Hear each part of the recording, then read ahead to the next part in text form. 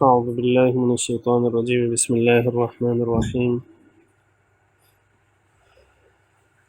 إن أكرمكم عند الله أتقاكم وقال تعالى وما أمروا إلا ليعبدوا الله مخلصين له الدين صدق الله العظيم۔ عزیز طلباء، ہماری 8ویں جماعت کی اسلامیات کی لیکچر سیریز کا آج کا لیکچر اخلاص اور تقوی سے متعلق ہے۔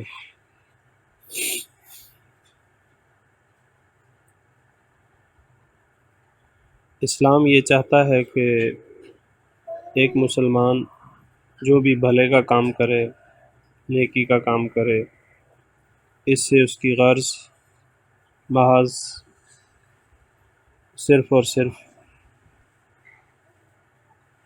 اپنے رب کو راضی کرنا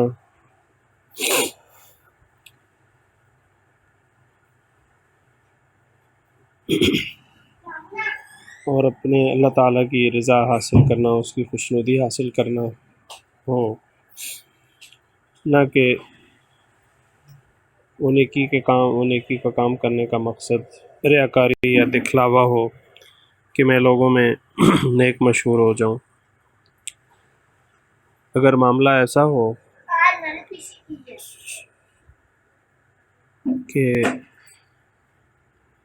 آپ کوئی بھی نیکی کا کام کر رہے ہیں اور اس سے ہمارا مقصد ریاکاری اور دکھلاوا ہے، تو وہ ہماری ساری کی ساری کاوش جو ہے وہ رائے گاں اور ضائع چلی جائے گی۔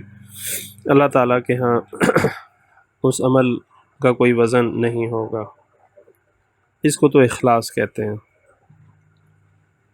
تقوی کیا ہے؟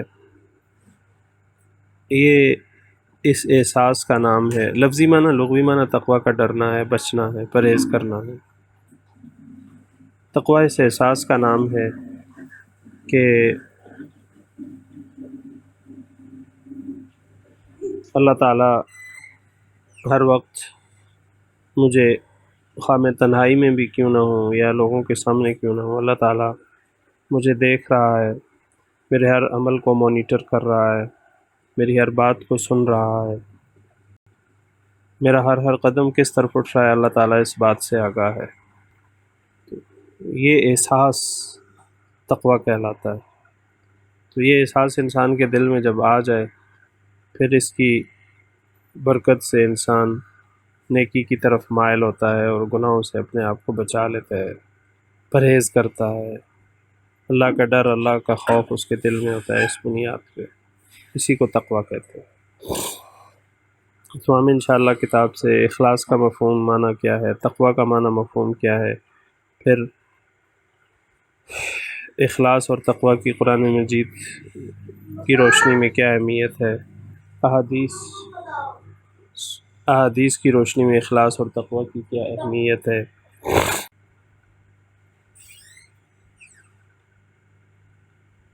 اور پھر آخر میں انشاءاللہ سوال جواب۔ سب سے پہلے ہم آتے ہیں کہ اخلاص کا مفہوم کیا ہے۔ جی، اخلاص کے لغوی یا لفظی معنی خالص کرنے کے ہیں۔ خالص کا لفظ ایسی چیز کے بارے میں بولا جاتا ہے جو ملاوٹ سے کیا ہو، پاک ہو۔ حضور نبی کریم صلی اللہ تعالی علیہ وآلہ وسلم کی تعلیمات کے مطابق جو نیک کام کیا جائے وہ صرف اور صرف اللہ تعالیٰ کی رضا اور خوشنودی کی خاطر کیا جائے، اور اس کام کا مقصد کوئی نمائش، دکھاوا، شہرت یا کوئی اور غرض نہ ہو۔ قرآن مجید میں اللہ تعالیٰ کا ارشاد ہے فَاعْبُدِ اللَّهَ مُخْلِصًا لَهُ الدِّينَ أَلَا لِلَّهِ الدِّينُ الْخَالِصُ۔ اللہ تعالیٰ کی عبادت کرو، یعنی اس کی عبادت کو شرک سے خالص کر کے، اور خالص عبادت اللہ تعالیٰ ہی کے لیے زیبا اور مناسب ہے۔ تقوی کا مفہوم، تقوی کے لغوی معنی ڈرنا، بچنا اور پرہیز کرنا ہے۔ دینی اصطلاح میں تقوی دل کی اس کیفیت اور حالت کا نام ہے جو انسانوں کو برائیوں سے روکتی ہے اور نیکی کی طرف گامزن اور مائل کرتی ہے۔ تقوی مسلمان کے دل میں ہر لمحے اللہ تعالیٰ کا خوف پیدا کر کے برائی سے باز رکھتا ہے اور نیکی کی طرف گامزن کرتا ہے۔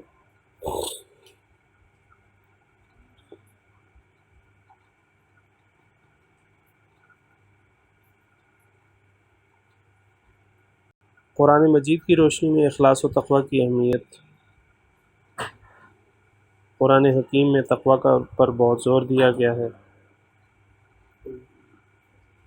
گویا عبادت کا بنیادی مقصد انسان میں تقوی پیدا کرنا ہے۔ بہت ساری قرآنی آیات ایسی ہیں جو اخلاص اور تقوی کی اہمیت واضح کرتی ہیں۔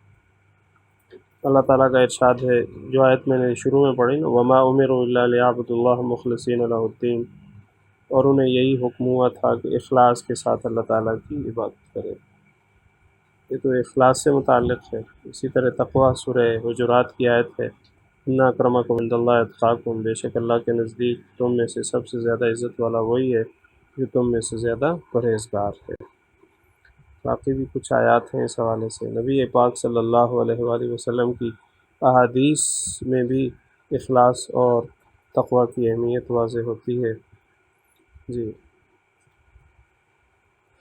حجۃ الوداع کے موقع پر نبی کریم صلی اللہ علیہ وسلم نے عرفات کے میدان میں اپنے تقریباً کوئی 1,44,000 کے قریب صحابہ جمع تھے، ان سے اپنے اس مشہور خطبے میں ارشاد فرمایا، سن لو، کسی عربی کو عجمی پر یا کسی عجمی کو عربی پر، کسی کالے کو گورے پر اور کسی گورے کو کالے پر کوئی فضیلت حاصل نہیں، فضیلت کا معیار صرف اور صرف تقوی۔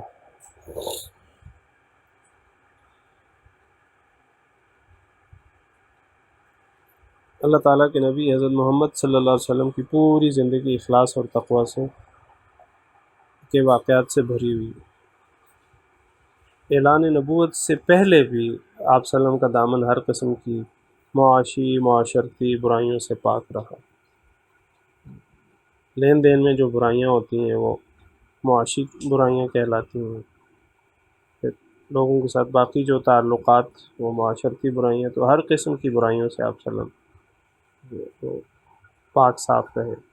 حالانکہ پورا عرب معاشرہ شراب نوشی، جوا، بدکاری، چوری اور دوسری بہت ساری اخلاقی برائیوں کا شکار تھا، لیکن اللہ تعالیٰ نے آپ کو ان سب اخلاقی، معاشی، معاشرتی سب قسم کی برائیوں سے کیا رکھا، محفوظ۔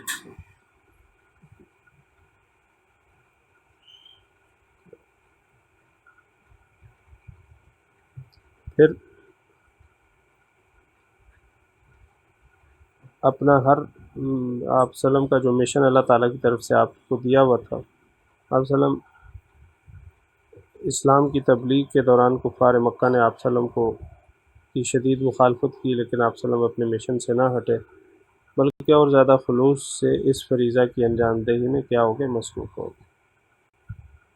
اخلاص اور تقوی کے حوالے سے غزوہ تبوک کا واقعہ جو ہے وہ بڑا عجیب ہے کہ سورہ توبہ میں وہ نقشہ کھینچا گیا ہے کہ کچھ نادار اور مفلس اور غریب مسلمان جو تھے تو نادار، لیکن اصل حقیقت میں وہ مخلص تھے، اخلاص تھا ان کے دلوں میں، یعنی جو بھی نیک عمل کر رہے تھے وہ خالص اللہ کے لیے کر رہے تھے، اللہ تعالیٰ کا خوف اور ڈر بھی تھا۔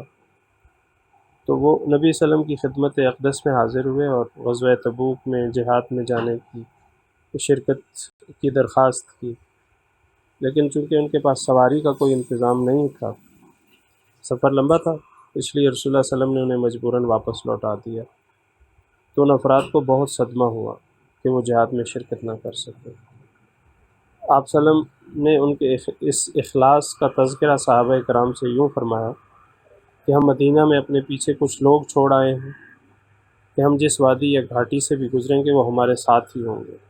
وہ لوگ عذر کی وجہ سے پیچھے رہ گئے، مجبوری، سواری نہ ہونے کی وجہ سے، لیکن چونکہ نیت ان کی خالص تھی تو ثواب میں وہ بھی کیا ہے، شامل ہوں گے۔ تو یہ ہے اخلاص کی اہمیت۔ کیونکہ ایک انسان کا تقوی کیا ہو سکتا ہے کہ وہ اپنے مالک حقیقی سے ڈرتے ہوئے اس کی نافرمانی، مالک حقیقی یعنی اللہ تعالیٰ سے ڈرتے ہوئے اس کی نافرمانی سے بچنے کی کوشش کرے اور اس کی اطاعت میں زندگی اپنی بسر کرے۔ جی۔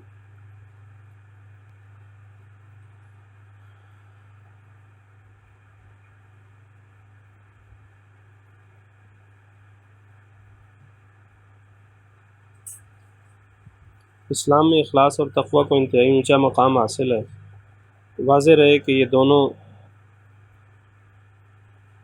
یعنی اخلاص اور تقوی یہ کوئی نظریاتی معاملات نہیں ہیں، یعنی کہ فکر کی حد تک جو محدود رہیں، بلکہ ان دونوں کو ہر مسلمان اپنے لیے عملی سانچے میں اس طرح ڈھال سکتا ہے، یعنی ان پہ عمل کیسے کر سکتا ہے، یعنی باتوں کی حد تک نہیں، اصل عمل کرنا ہے۔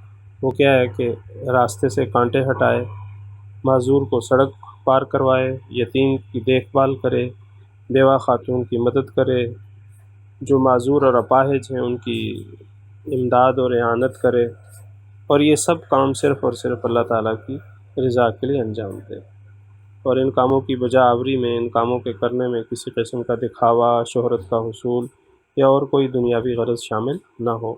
یہ ہے اخلاص اور تقوی۔ اب ہم آتے ہیں سوالات کی طرف۔ ہمارا جو سوال نمبر 1 ہے اس میں ایم سی کیوز ہیں۔ جی۔ الف، تقوی کے لغوی معنی ہیں عبادت کرنا، احترام کرنا، تلاوت کرنا یا پرہیز کرنا۔ جی، چوتھا صحیح جواب ہے، تقوی کے لغوی معنی ہے پرہیز کرنا۔ جی، چوتھا آپشن درست ہے۔ خطبہ حجۃ الوداع کے موقع پر فضیلت کا معیار کس چیز کو قرار دیا گیا؟ جی، تیسرا جواب درست ہے، تقوی کو فضیلت کا درست فضیلت کا معیار قرار دیا گیا حجۃ الوداع کے موقع پر تقوی کو۔ یہ سب سے افضل وہی ہے جو متقی ہے۔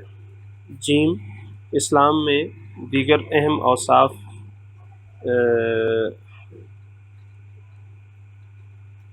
میں ڈیش کو انتہائی اونچا مقام حاصل ہے۔ جی، اخلاص اور تقوی کو۔ دال، قرآن مجید ڈیش کے لیے ہدایت ہے۔ جی، چوتھا جواب اس کا اصل درست ہے، قرآن مجید متقیوں کے لیے ہدایت ہے، اللہ سے ڈرنے والوں کے لیے، ہدی للمتقین، بالکل سورہ بقرہ کے آغاز میں ہے۔ دال ہے، قیامت کے دن سب سے پہلے میدان حشر میں کون جائے گا؟ جی، پہلا جز جو ہے وہ پہلا آپشن درست ہے، حضرت محمد صلی اللہ علیہ وآلہ وسلم۔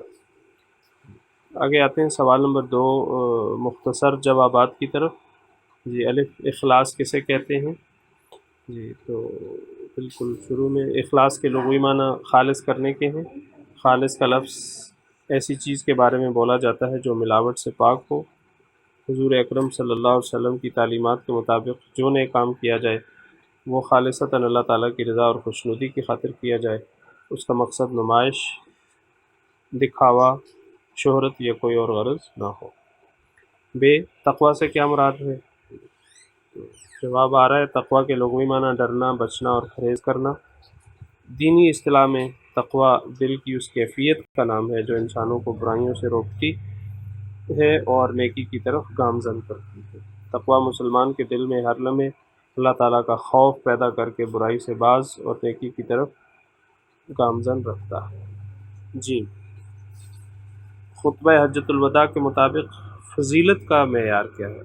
تقوی کا معیار نہیں، فضیلت کا معیار ہے۔ یہ کتاب میں یہ ذرا تھوڑی سی یہ الفاظ آگے پیچھے ہو گئے۔ خطبہ حجۃ الوداع کے مطابق فضیلت کا معیار کیا ہے؟ جی، تو جواب، خطبہ حجۃ الوداع کے موقع پر صحابہ کرام کے 1,24,000 یا 44,000 کے اجتماع میں رسول اللہ صلی اللہ علیہ وسلم نے تقوی کی اہمیت بیان فرماتے ہوئے فرمایا، سن لو، کسی عربی کو عجمی پر یا کسی عجمی کو عربی پر، کسی کالے کو گورے پر اور کسی گورے کو کالے پر کوئی فضیلت حاصل نہیں، فضیلت کا معیار صرف اور صرف تقوی۔ اوپر سوال میں بھی میں نے عرض کیا، فضیلت کا معیار کیا ہے، تقوی کا معیار وہ غلط۔ یہ تقویٰ کے حوالے سے کوئی حدیث نبوی یا اس کا ترجمہ، تو یہی ابھی جو ہمارا جواب تھا سوال نمبر 2 میں جیم کا، تو وہی جواب یہاں پہ جو خطبہ حجۃ الوداع کے موقع پر آپ صلی اللہ علیہ وسلم نے ارشاد کر سن لو، جو انورٹڈ کاماز میں لکھا ہوا ہے اس میں۔ یہی اگلا سوال نمبر 3، اخلاص کے صحیح جواب کو ٹک کرنا ہے ایسے جی۔ تو اخلاص کے معنی عبادت کرنے کے ہیں، جی یہ غلط ہے۔ اخلاص کے معنی خالص کرنے کے ہیں، تو یہ غلط آئے گا۔ بے آپ صلی اللہ علیہ وآلہ وسلم کی پوری زندگی اخلاص و تقویٰ کی مثالوں سے لبریز ہے۔ مزین کا لفظ تھا کتاب میں، تو لبریز بالکل صحیح ہے، درست ہے، یہ بے درست ہے، ٹرو ہے، ٹک کا اس پہ آئے گا۔ جیم آپ صلی اللہ علیہ وسلم زیادہ تر فیصلے اپنے گھر والوں کے حق میں کرتے تھے، یہ غلط ہے، انصاف کے ساتھ فیصلے کرتے۔ دال کسی عربی کو اجمی پر اور کسی اجمی کو عربی پر، ہیلو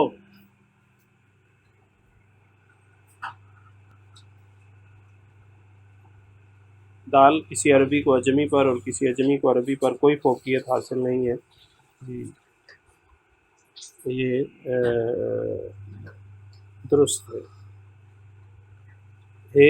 غزوہ تبوک کے لیے آپ صلی اللہ علیہ وسلم نے صحابہ کرام کو مالی اعانت کرنے پر ابھارا، مالی مدد کرنے کی ترغیب دی نبی پاک صلی اللہ علیہ وسلم نے غزوہ تبوک کے موقع پر، یہ جواب درست ہے، ٹرو ہے۔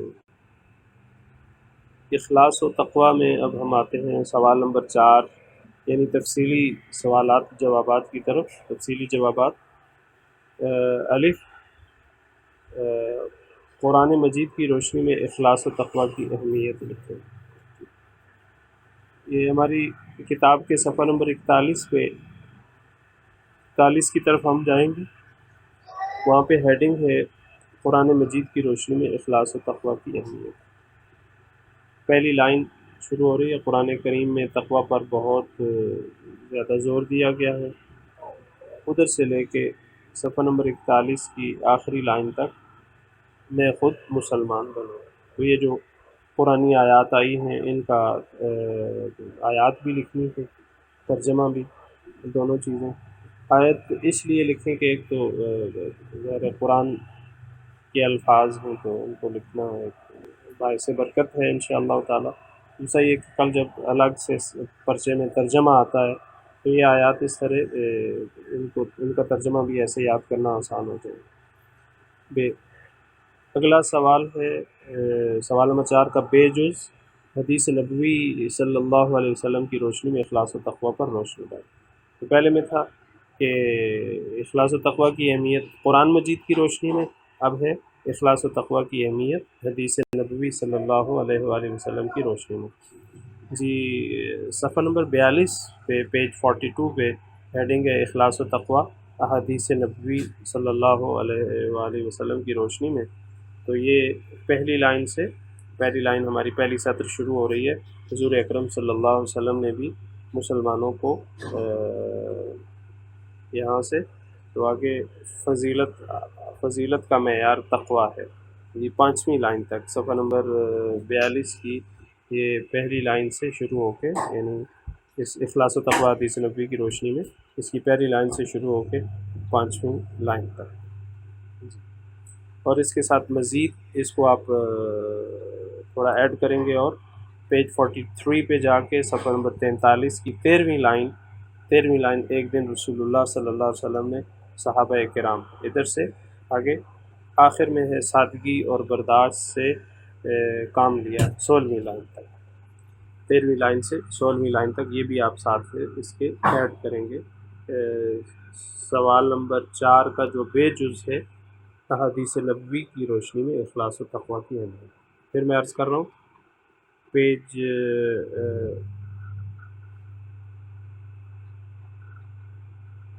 42 حدیث نبوی کی روشنی میں، وہاں پیراگراف کی پہلی لائن ہے بعد میں، حضور اکرم صلی اللہ علیہ وسلم نے بھی مسلمانوں کو اور اس میں ہے 5ویں لائن تک فضیلت کا معیار تقویٰ ہے، اور پھر صفحہ نمبر 43 پیج 43 کی 13ویں لائن میں ہے ایک دن رسول اللہ صلی اللہ علیہ وسلم نے صحابہ کرام یہاں سے لے کے آگے سادگی اور برداشت سے کام لیا 16ویں لائن تک۔ سوال نمبر 4 کا جیم جز ہے حضرت محمد صلی اللہ علیہ وسلم اخلاص و تقویٰ کے پیکر تھے، تحریر کریں۔ جی صفحہ نمبر 42 پہ آئیں گے ہم، پیج 42 ہیڈنگ ہے اخلاص و تقویٰ حدیث نبوی کی روشنی میں، چھٹی لائن سے ہے، چھٹی لائن جی یعنی اس پیراگراف کی چھٹی لائن، یہ جو ہے نا ہیڈنگ اخلاص و تقویٰ حدیث نبوی کی روشنی میں، اس کی چھٹی لائن سے اللہ تعالیٰ کے نبی صلی اللہ علیہ وسلم کی پوری زندگی یہ یہاں سے لے کے تو 12ویں لائن تک ہے، اس کے آخر میں مصروف ہو گئے۔ یہ ہے ہمارا سوال نمبر 4 میں جیم جز کا جواب۔ میں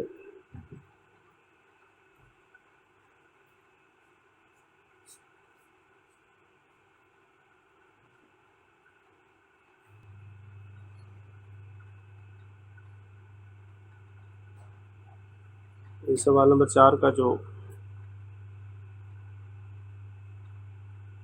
جیم جز ہم نے پڑھا ہے آخری، میں اس کو ادھر کتاب سے پڑھ دیتا ہوں۔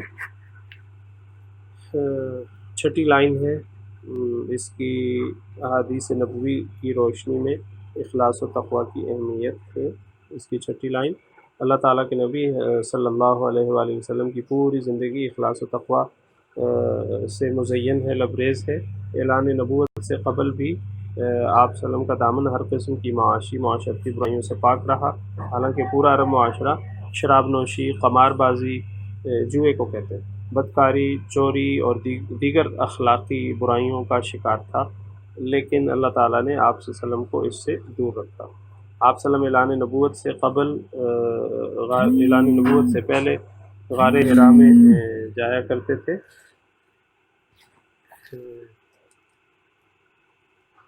عبادت کے لیے، جی عبادت کے لیے غار حرا میں جایا کرتے تھے۔ اعلان نبوت کے بعد بھی آپ صلی اللہ علیہ وسلم اللہ تعالیٰ کے خوف سے لرزاں رہتے اور امت کو بھی تقویٰ کی تاکید فرماتے۔ آپ صلی اللہ علیہ وسلم زندگی کے ہر معاملے میں عدل و مساوات سے کام لیتے تھے، ہمیشہ سادہ خوراک کو ترجیح دیتے تھے۔ دنیا کی تمام نعمتیں میسر ہونے کے باوجود آپ صلی اللہ علیہ وسلم نے سادگی کو اختیار فرمایا۔ اسلام کی تبلیغ کے دوران کفار مکہ نے آپ صلی اللہ علیہ وآلہ وسلم کی شدید مخالفت کی، لیکن آپ صلی اللہ علیہ وسلم اپنے مشن سے نہ ہٹے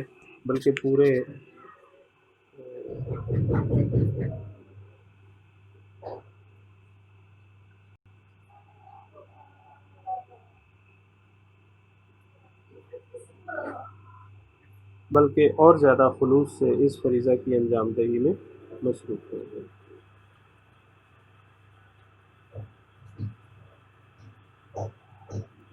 اور ہمارا جو سوال نمبر 4 میں یہ جو بے جز تھا، اس میں کہ حدیث نبوی صلی اللہ علیہ وسلم کی روشنی میں اخلاص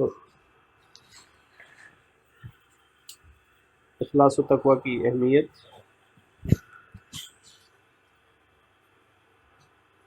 حضور اکرم صلی اللہ علیہ وسلم نے مسلمانوں کے لیے حصول تقویٰ کو لازمی قرار دیا ہے۔ یہ پہلی سطر ہے ہماری، پیج 42 پہ لازمی قرار دیا ہے۔ آپ صلی اللہ علیہ وسلم کے ہر خطبے میں تقویٰ کی اہمیت بیان کی جاتی تھی۔ خطبہ حجۃ الوداع کے موقع پر تقریباً 1,24,000 44,000 جو بھی ہے صحابہ جمع تھے، ان کے سامنے آپ نے پھر یہ آگے حدیث نبوی، تو یہ 5 لائنیں، اس کے بعد نیچے پیج 40 اگلے پیج پہ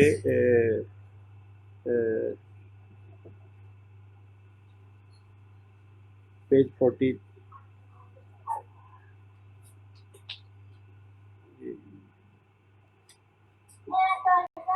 نیچے 16ویں لائن، ایک دن رسول اللہ 13ویں لائن سے، ایک دن رسول اللہ صلی اللہ علیہ وسلم نے صحابہ کرام کو قیامت کے دن شفاعت کے بارے میں بتایا کہ قیامت کے دن حشر کے میدان میں سب سے پہلے میں جاؤں گا اور میں اس پر فخر نہیں کرتا، اللہ تعالیٰ میرے ہاتھ میں لوائے حمد دے گا۔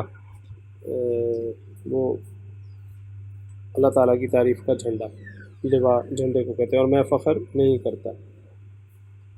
یہ سب امتیازات، یہ سب اونچے درجات حاصل ہونے کے باوجود بھی آپ صلی اللہ علیہ وسلم نے کبھی غرور کا مظاہرہ نہیں کیا، بلکہ آپ صلی اللہ علیہ وسلم نے ہمیشہ انکساری سادگی اور برداشت سے کام لیا۔ وما علینا الا البلاغ، والسلام علیکم ورحمۃ اللہ وبرکاتہ۔